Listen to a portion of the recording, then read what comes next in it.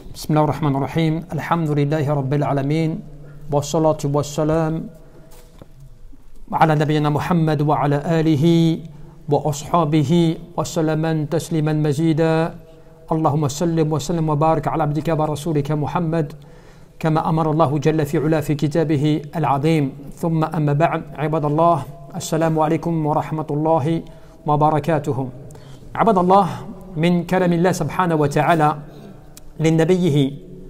نبينا محمد بن عبد الله عليه الصلاة والسلام جعل الشهادة لله سبحانه وتعالى بالتوحيد مقرونة بالشهادة للنبي صلى الله عليه وسلم برسالة ومن رحمة الله تبارك وتعالى به ومن فضله على الأمة جعل يعني الصلاة عليه أجرا وثوابا مضاعفا كما قال النبي عليه الصلاة والسلام من صلى علي واحدة صلى الله عليه عشرة.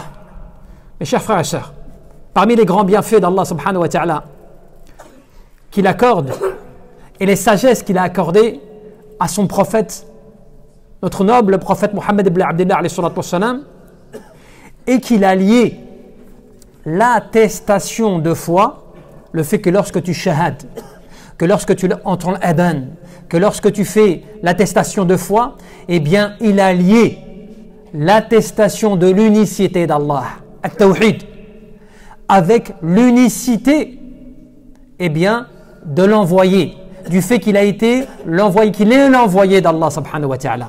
Et parmi les grands bienfaits, la miséricorde d'Allah azza wa jal, il y a le fait aussi eh bien qu'il a accordé au bénéfice de son prophète alayhi salatu wassalam, que sa communauté, sa ummah, eh bien elle puisse prier sur lui, et lorsque tu pries sur lui, cela apporte de plus grandes récompenses qui sont encore fortement augmentées. لقد حفظ الله سبحانه وتعالى أمر الله جل في علا في كتابه العظيم الصلاة على الصلاة والسلام على نبينا محمد بن عبد الله عليه الصلاة والسلام. Cela a été ordonné, cela a été commandé dans le livre d'Allah subhanahu wa ta'ala que de prier sur lui, que nous puissions faire nos prières sur le prophète Mohammed alayhi salatu wassalam, كما في قوله قولا كريما إن الله وملائكته يصلون على النبي يا أيها الذين آمنوا صلوا عليه وسلموا تسليما. Comme Allah Jalla fi'ala nous l'ordonne. Donc c'est un commandement divin qui est une grande miséricorde et un grand bienfait qui est accordé pour élever ce prophète, pour qu'il soit au-delà des créatures, pour qu'il est lié à l'attestation de foi, au tawhid, à l'unicité d'Allah subhanahu wa ta'ala, qu'il l'ait attesté, qu'il l'ait lié à cela. Subhanallah. Mais est-ce qu'on s'en rend compte? Est-ce que nous, en tant que musulmans, quand on shahad, quand on fait la shahad dans la prière, quand on entend l'adhan, des choses comme ça, est-ce qu'on se rend compte? Ou est-ce que simplement, une fois comme ça dans l'année, pour une occasion, pour une naissance qu'il y a à lui, eh bien tu vas te rappeler un petit peu de ce qu'il en est. Alors que ce n'est pas cela, ce n'est pas ce qu'il nous a enseigné. Qu'est-ce qu'il nous a enseigné? Il nous a enseigné l'adoration d'Allah subhanahu wa ta'ala. Il nous a enseigné de nous consacrer al-ubudiyya, yani la servitude à l'égard d'Allah subhanahu wa ta'ala. C'est pour cela que يعني les fondamentales فهي يعني الأمور المهمة التي ينبغي على المؤمن أن يحافظ يعني أن يحافظ كذلك عليها كذلك. C'est quelque chose de tellement important, un sujet tellement important que de savoir prier sur notre prophète à tout moment, de savoir se rappeler de lui, de savoir l'appliquer dans notre quotidien, de vivre avec cela, de vivre et de retranscrire la vie biographique du prophète Mohammed alayhi salatu wassalam à nos familles, à nos enfants, de s'éduquer à travers cela. Non pas simplement de prendre cela comme un événement occasionnel, tu vois, comme quand tu essaies de faire une fête une fois dans l'année. Non, c'est pas cela, subhanallah. C'est de vivre avec le rappel, d'évoquer par ta langue et de multiplier cela, subhanallah. يعني ولهذا que tu sois de ceux qui utilisent, يعني ابتداء منه, que tu entendes ou que tu commences à prier sur lui ou que tu l'entends, وعندما يسمع يعني اسمه, ou que tu entends son nom, et dès que tu l'entends, sallallahu alayhi wa alayhi wa sallam, que Allah Jalla fi'ula fasse les prières et les citations que ce soit sur lui ainsi que sur sa famille ou ses membres. Tu vois, que tu puisses tout de suite avoir ce réflexe. Pourquoi? Pour ne pas être حتى لا يدخلوا يعني fi jumlati al-bukhala, que tu n'entres pas parmi ceux qui sont des avares. Quel avare? L'avare. كما قال جل في علا في كتابه يعني في الأموال والمال, par rapport à l'argent, tu sais les biens, Allah جل في علا te parle de l'avare, de celui qui ne donne pas. الذين يبخلون ويأمرون الناس بالبخل ومن يتولى فإن الله هو الغني الحميد. Allah جل في علا te parle de ceux qui, tu vois, ils sont des avares. Ils ne veulent pas donner leurs biens et ils motivent, ils sollicitent les gens à ne pas donner. Alors qu'Allah Jalla fi'ala, c'est lui le plus riche, n'est-ce pas? C'est lui qui donne. Eh bien, le prophète, il a utilisé le même terme. Fi qawlihi kadhalik, an-nabi alayhi salatu wa salam, al-bakhil min ummati, l'avare de ma communauté. Man huwa, qui est-il? Man dhukirtu indahu, falam yusalli alayya. C'est celui qui, lorsqu'il m'entend, lorsqu'il entend que je suis évoqué auprès de lui, il ne prie pas sur moi. L'avare. Tu vois, l'avare, c'est pas simplement celui qui garde son argent. C'est pas celui qui ne dépense pas. Non, lorsque tu es feignant dans les prières sur le prophète Mohammed alors que cela t'apporte du ajr. Le prophète a dit, celui qui prie une seule fois sur moi, Allah Jalla fi'ala prie 10 fois sur lui. Subhanallah, créateur des cieux et de la terre, tu n'étais rien. Il t'a sorti du néant. Il t'a donné tout ce que tu as. Et en plus, il prie à 10 fois sur toi. Subhanallah, si toi tu pries une seule fois sur le prophète Mohammed ibn Abdullah alayhi salatu wa salam. Subhanallah. Walihada ibadallah. Tu comprends quoi?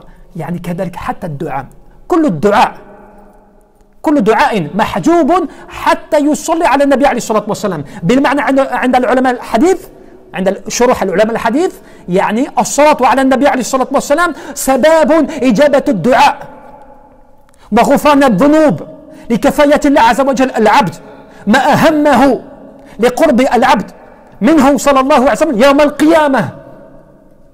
Lorsque tu vois que ton invocation, écoutez bien, c'est important, c'est pour ça qu'aujourd'hui c'est important, c'est pour ça que nos rappels ils sont importants, pour celui qui va en tirer profit, bien sûr.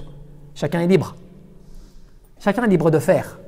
Celui qui veut, il fait, celui qui ne veut pas, il délaisse. C'est cela l'islam, la force de l'islam. Hein?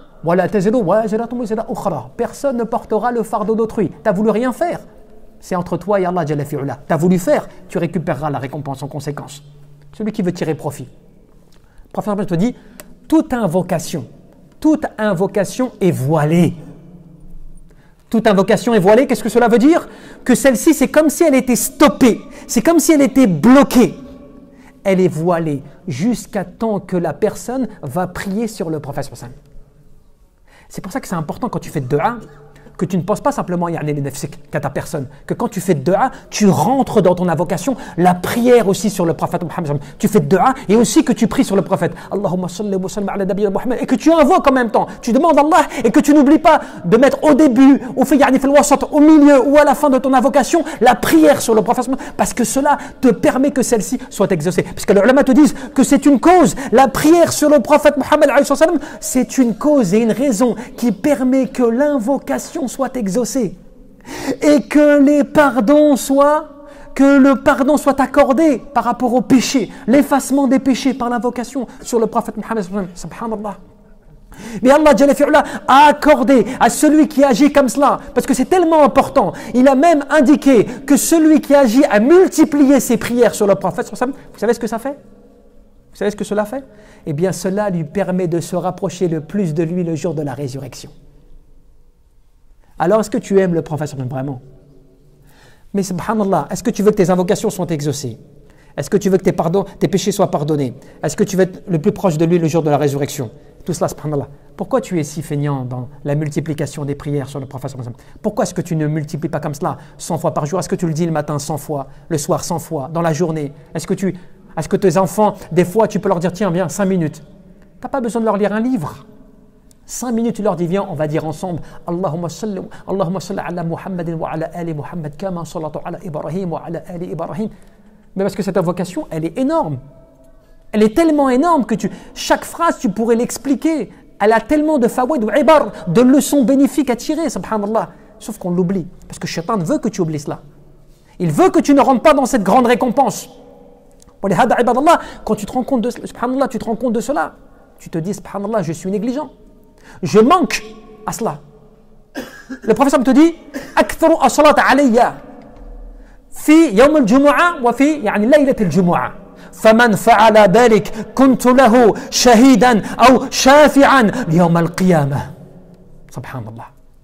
Le prophète nous encourage, il nous alimente, il nous appelle à se rappeler de lui, non pas occasionnellement dans l'année, non pas à une occasion particulière. Il te demande que tu fasses cela constamment. Quelle que soit la situation, l'heure, le moment, que tu multiplies ces prières. Pourquoi? Parce que regarde ce qu'il te dit. Celui qui multipliez vos prières sur moi le jour du vendredi et la nuit du vendredi. Et qu'en fait la veille, cette nuit qui t'amène au jour de la journée du vendredi.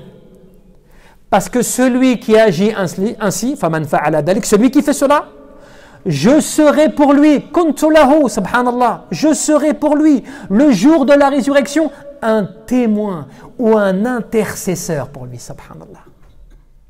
T'imagines que si tu veux être secouru aussi, entre autres, al-yawm al-qiyamah, amam Allah, subhanahu wa ta'ala, devant Allah, azza wa jal, le jour de la résurrection, tu veux que le prophète témoigne pour toi, que tu as prié sur lui? Est-ce que tu veux que le prophète intercède pour toi? Est-ce que tu veux être parmi ceux qui seront le plus rapprochés de lui? Est-ce que tu veux prendre beaucoup de récompenses auprès d'Allah Azza wa Jal et tu veux que Allah subhanahu wa ta'ala prie sur toi? Eh bien, il suffit de faire marcher, tu vois, ce muscle que tu as, la langue, à multiplier cela, qui est facile dans ta voiture, sur la route, en allant à l'école, en allant au travail, pendant que tu es, subhanallah. Et alors là, on va s'arrêter sur un point important. Lorsque Ubay ibn Ka'b radhiyallahu anhu, في الحديث الصحيح أنه قال قلت للنبي عليه الصلاة والسلام يا رسول الله إني أكثر الصلاة عليك فكم أجعل لك من صلاتي. Ce compagnon, un jour, il vient voir le prophète, il lui dit, Ya Rasulallah, regardez le comportement des compagnons. Regardez comment ce qu'ils étaient dans leur souci de toujours faire mieux. Nous, aujourd'hui, tu prends une information, des fois, tu te contentes que de cette information pour l'utiliser, mais sans plus. Tu ne cherches pas à savoir plus que cela. Eux, lui, là, ce compagnon, regarde ce qu'il te montre. C'est pour ça que c'est important que tu comprennes que la sira, la biographie du prophète qu'on traduit comme cela, mais en réalité, c'est un faux terme quand tu dis, tu vois, sira que tu traduis par biographie, c'est un mauvais terme. Puisque dans sira, tu entends tout ce qui englobe sa vie, sa façon d'être, son comportement, sa manière d'agir, sa manière de parler, sa manière de faire, tu vois, tout ce qui est un mode de vie, une conception de la vie, une réflexion dans comment tu vis dans le dunya avant de rencontrer Allah subhanahu wa ta'ala. C'est ça, c'est ça la biographie, si on peut dire ça comme cela. C'est en réalité les faits et gestes du prophète alayhi salatu wa salam dans son quotidien et dans sa vie. Eh bien, ce compagnon, regardez comment ce qu'il était. Regardez comment ça nous transmet à nous, c'est comme un miroir. Il vient voir le prophète, il lui dit, Ya Rasulallah, moi je multiplie déjà les prières sur toi. Déjà, il fait plus que nous. Il n'est pas comme nous, on fait à quelques occasions. Tu vois, quelques occasions qu'on a, on va prier sur lui. Lui dit, moi je multiplie déjà les prières sur toi. Je les multiplie. Mais ce compagnon recherche l'excellence, al-ihsan fil ibadah, al-ihsan fil ubudiyah. Il veut lui exceller dans l'adoration, la servitude à l'égard d'Allah Azza wa Jal. Donc qu'est-ce qu'il fait? Il va voir le prophète pour avoir des conseils plus pertinents. Et il lui dit, Ya Rasulallah, moi déjà je prie beaucoup sur toi, mais en réalité, combien de prières je devrais te consacrer? Combien de prières je devrais te consacrer? Le prophète lui dit, tu fais comme tu veux. Tu fais comme tu veux. Nous, souvent une réponse comme cela, qu'est-ce qu'on fait? Alhamdulillah, on va faire comme on peut, n'est-ce pas? Lui, non, il s'en arrête pas là. Il dit, est-ce que je vais faire, je te donne le quart de mes prières? Tu peux faire que cela, mais si tu rajoutes, c'est meilleur pour toi. Et le compagnon insiste, est-ce que je dois faire la moitié de mes prières pour toi? Tu peux faire la moitié si tu veux, mais si tu rajoutes, c'est encore mieux pour toi. Le compagnon insiste. Est-ce que je te fais les trois quarts de mes prières? Le prophète sallallahu alayhi wa sallam lui répond, tu fais comme tu veux, mais si tu rajoutes encore, c'est mieux. Et le compagnon qui est un modèle, le compagnon qui est un exemple, le compagnon qui est pour nous, en fait, un miroir de comment en réalité nos cœurs devraient être attachés à Allah Jalla fi'ula. Il est un miroir au fait aussi de comment nous sommes faibles, comment nous sommes affaiblis par l'adoration d'Allah Azza wa Jal. Et il lui dit, quand il entend encore qu'il peut qu'il peut faire plus, il lui dit أَجْعَلُ لَكَ صَلَاتِ كُلِّهَا. Dans ce cas-là, je vais te consacrer toutes mes prières. Tout ce que je peux dire, je vais te consacrer à prier sur toi. Et le professeur, qu'est-ce qu'il lui dit? تُكْفَى ذنبك ويغفر لك يعني تكفى همك ويغفر لك ذنبك. Et bien, si tu fais cela, si tu fais cela, tous tes soucis vont disparaître et tes péchés te seront pardonnés. Allah. Donc, quand on a une chose aussi facile et qu'on n'arrive pas à la faire, il y a deux raisons. Soit nous sommes ghafil, on est négligent, et vous savez que le qalb ghafil, le cœur qui est négligent, il est une maison, il est une demeure pour Shaitan. Il en profite pour nous laisser dans la négligence.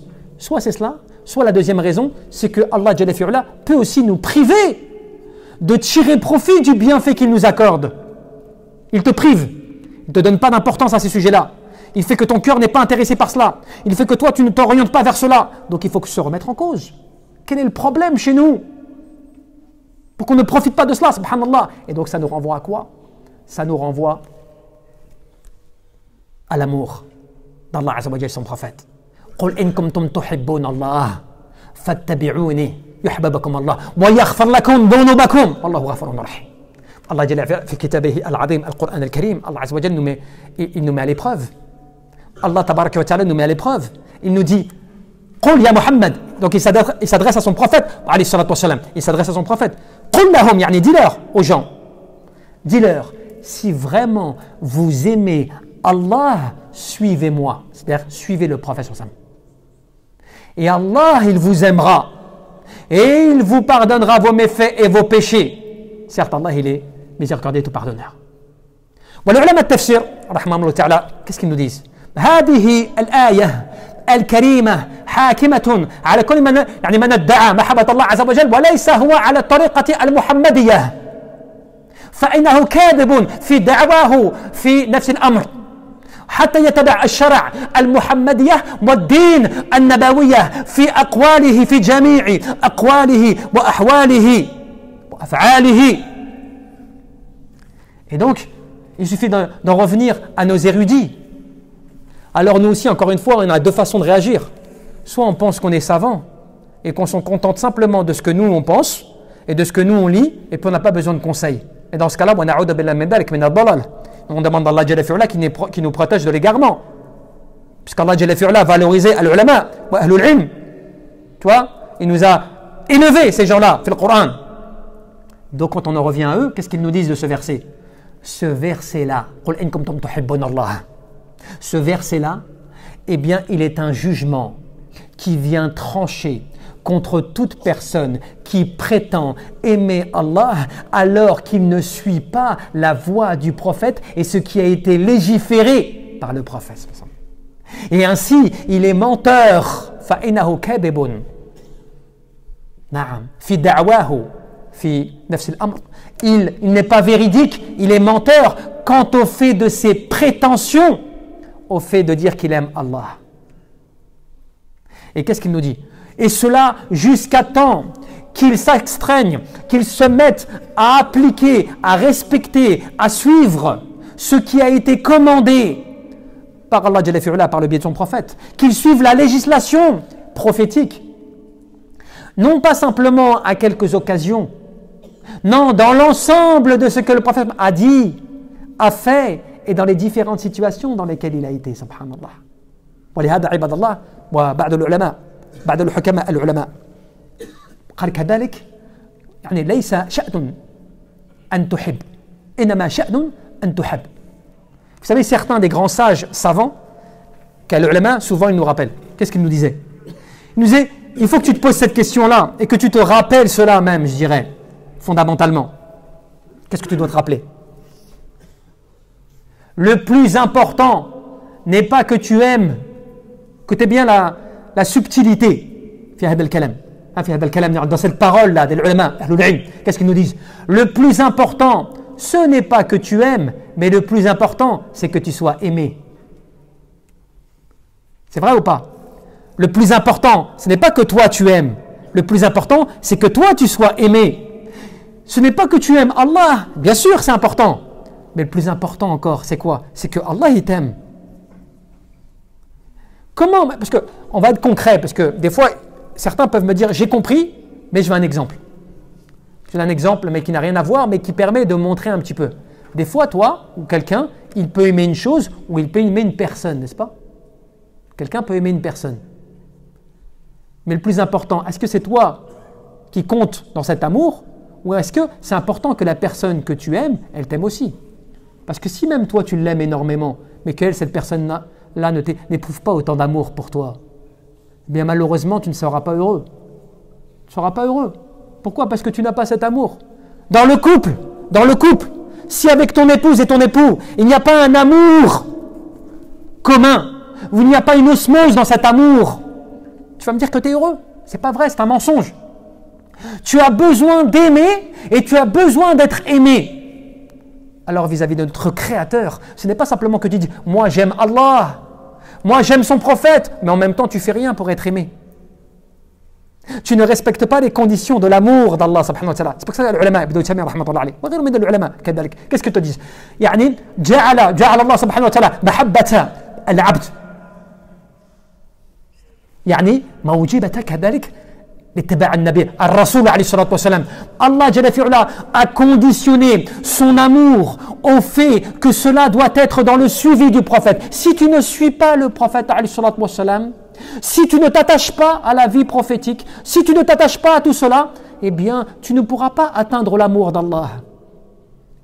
وكذلك وجعل يعني متابعة الرسول عليه الصلاة والسلام سبابا لمحبة الله عز وجل عبده. Et il a conditionné le fait de suivre le prophète Mohammed comme étant une cause, un moyen permettant d'obtenir pour l'adorateur l'amour d'Allah subhanahu wa ta'ala. C'est un sujet, en réalité, il est très très important. Parce que nous, des fois, on est pris par les émotions. Tu vois, des fois, tu as envie de faire des choses dans l'islam par émotion. Des fois, tu veux profiter d'une occasion par émotion. Mais tu ne profites pas des moments où justement les gens sont parmi les négligents, les insouciants. Alors que toi, tu vas faire vivre cette sunna, subhanallah. Tu vas revivre cet aspect des choses, subhanallah. Hassan al-Basri, qu'est-ce qu'il disait Hassan al-Basri pour terminer sur cela? Hassan al-Basri, rahmatullah wasi'a, fi hadhihi al-aya que j'ai citée, sur ce verset, qu'est-ce qu'il disait? Il disait زعم قوم كذلك أنهم يحبون الله عز وجل ابتلاهم الله تبارك وتعالى بهذه الآية فقال قل إن كنتم تحبون الله فاتبعوني. Qu'est-ce qu'il disait le Hassan al-Basri rahmatullah alayhi? Il disait il y a des gens, ça c'est à l'époque du prophète mais déjà à la base, écoutez hein, c'est déjà à l'époque du prophète, il y a des gens à son époque qui ont prétendu aimer Allah. Il disait nous on aime Allah, nous on est capable de tout faire pour Allah, on l'aime. Et Allah Jalla fi'ula les a éprouvés, c'est-à-dire qu'il les a mis en situation de test. Et qu'est-ce qui s'est passé? Dans cette situation de test, c'est comme s'ils n'avaient pas répondu aux conditions. Ils n'avaient pas répondu en fait à l'épreuve. Mais Allah les a testés et il a révélé après le verset. قُلْ إِن كُنْتُمْ تُحِبُّونَ اللَّهَ فَاتَّبِعُونِي. Vraiment, voilà la vérité. Si vraiment vous aimez Allah, suivez. Parce que le prophète avait donné un ordre qu'il n'avait pas obéi. Ils avaient donné des ordres qu'il n'avait pas écoutés. De la même manière pour nous aujourd'hui, ibadallah. Si nous aujourd'hui, notre religion, notre islam, notre vie prophétique du prophète, on la vit qu'à travers des petits récits comme cela que tu lis de temps en temps, des petits livres comme ça tu achètes pour les enfants, tu vois, pour te donner une bonne, tu vois, on se fait une bonne morale de cela, on se dit voilà, tu vois, j'ai acheté des livres, à la maison j'ai des livres, des fois tes livres ils sont empoussiérés dans la maktaba, ils sont empoussiérés tellement ils sont pelus. Tellement, des fois, on ne peut même pas raconter une histoire complète, un événement complet. Des fois, on ne connaît même pas véritablement l'histoire tout court, alors que 10 ans, 20 ans, 30 ans, 40 ans, 50 ans nous sont passés déjà. Subhanallah. Et après, on prétend aimer Allah Azza wa Jal et son prophète, le suivre. Ce n'est pas simplement dire oui, je fais mes prières, je fais mon jeûne, je fais tout cela. Le suivre aussi, ibadallah, c'est de mettre en application avec sincérité, bil-ikhlas lillah subhanahu wa ta'ala, wal mutaba'a, et le suivi conforme de ce que le prophète alayhi salatu wa salam nous a enseigné. والله أعلم. أسأله تبارك وتعالى أن يرزقنا الإخلاص في القلب والعمل والنية. اللهم ربنا فاغفر لنا ذنوبنا أجمعين. اللهم نسألك الهدى والتقى والعفاف والغنى والسداد. اللهم اهدنا على الصراط المستقيم، صراط الذين أنعمت عليهم من النبيين والصديقين والشهداء والصالحين. اللهم ربنا لا ترد دعاءنا بالسوء أفعالنا وتقبل منا إنك أنت الجواب الكريم. ربنا فاغفر لنا وارحمنا. اللهم ربنا لا ترد دعاءنا بسوء أفعالنا وتقبل منا إنك أنت الجواب الكريم. وصلى الله وسلم وبارك على عبدك ورسولك محمد وعلى آله وأصحابه أجمعين. بارك الله فيكم، غفر الله لي ولكم، والسلام.